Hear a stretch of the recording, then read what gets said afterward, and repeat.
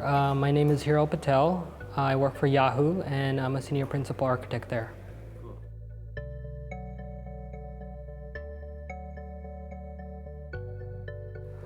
I would say that there's a lot of talks on data and being able to share seeing all the different experiences everyone has and how the same tools that you're using, other people are using them differently, and what are the pros and cons of all the things that they've had versus what you've had. Just seeing and hearing about all the differences about the same thing that you're using, right? So like you're also trying to solve the same problems, and how can you really solve them differently, and what are the pros and cons of those different approaches. Conferences are pretty exciting about data these days. Ooh, that's a hard question. I guess I've been working with data since I got out of college. So I would say the coolest thing with working with data is there's a lot of open source tools that make it easy to do. You can even experiment on it, on how to play with data on your own. You don't have to be working for a Fortune 500 company to get exposure to some of the tools like you had to when I first started. Nowadays, you can do everything on a Mac, pretty much. Go download it, try it out, build your machine learning pipeline without having to, pay, thousands of dollars for software, right?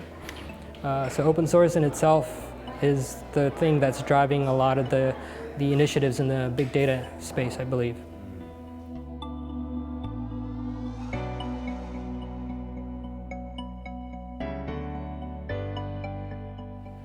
My focus in the talk was around doing prototyping, identifying your bottlenecks, and just addressing those. There's also a lot of startups who tend to not look at the premature optimization concept as closely. They just, let's move from one tool to the other instead of trying to spend the time to actually understand the problem.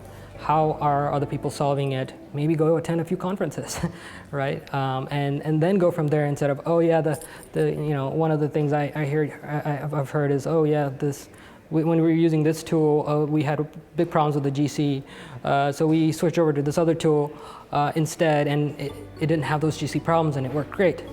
How much time did it take you to switch between tools instead of spending maybe a day looking at how to optimize your GC parameters, right? So those are the things I think a lot of people don't get, and especially at startups, don't make huge shifts until you really understand the problem and have done a little bit of prototyping, right?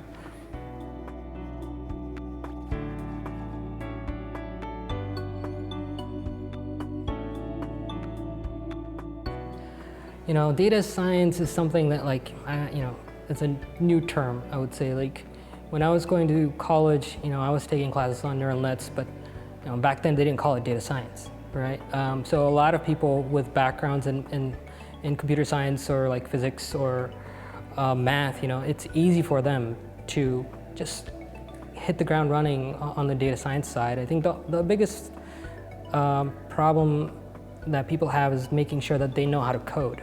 Right? So I think becoming a data science now with the right background, even if you don't have a programming background, is a lot easier to do because there's also a lot of open source tools built around it. You don't need to know exactly how the tool works, except for you need to know what the inputs are and what the outputs are. Right? So even if it's a black box, it's fine.